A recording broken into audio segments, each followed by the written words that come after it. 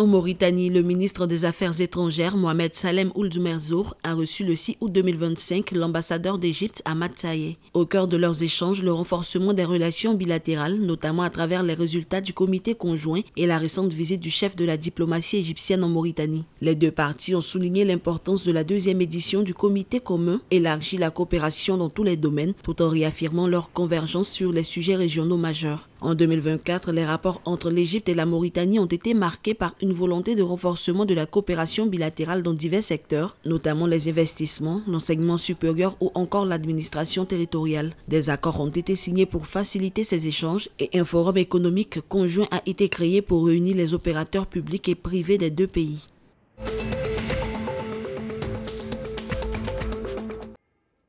En Libye, la Haute Commission électorale nationale a fixé au 16 août 2025 la tenue des élections municipales dans 51 communes dont les mandats ont expiré ou nouvellement créés. Les bureaux de vote seront ouverts de 9 h à 18 h. La HNEC a par ailleurs disqualifié 60 candidats et 4 listes pour non-respect du règlement. Elle appelle à la sécurisation des centres de vote, au respect du silence électoral dès le 15 août et à l'impartialité des observateurs, soulignant sa détermination à garantir un processus électoral conforme à la loi.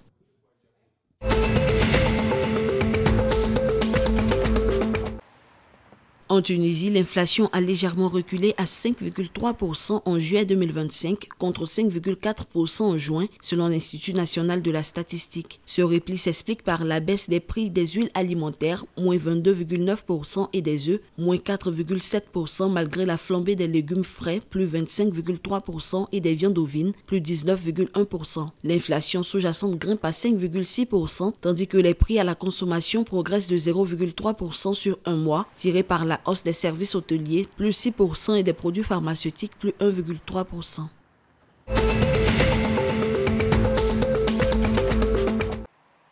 En Algérie, face à l'engorgement massif des ports causé par la nouvelle procédure d'importation liée au programme prévisionnel d'importation, les autorités ont décidé le 4 août 2025 de lever temporairement les restrictions ayant bloqué des milliers de cargaisons. Cette mesure d'urgence, actée lors d'une réunion ministérielle, vise à relancer les chaînes d'approvisionnement, réduire les pertes des entreprises et rassurer les investisseurs. En 2024, selon le bilan annuel du ministère du Commerce, les services de contrôle ont effectué plus de 2,4 millions d'interventions, enregistrant la saisie de 1,94 million de tonnes de marchandises pour une valeur estimée à 3,5 milliards de dinars. Cette décision marque un tournant dans la gouvernance économique en faveur d'une plus grande réactivité et d'une modernisation des procédures douanières.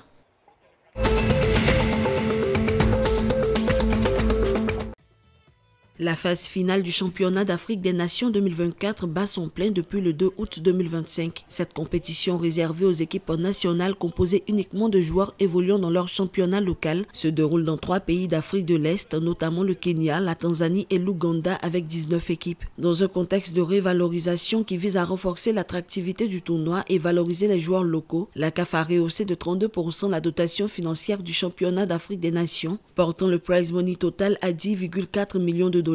Le vainqueur à l'issue du championnat ce 30 août empochera 3,5 millions de $, contre 2 millions lors de l'édition précédente. Le finaliste recevra 1,2 million et les demi-finalistes entre 600 000 et 700 000 $. Même les quarts de finalistes toucheront 450 000 $ et chaque équipe engagée au moins 200 000 $.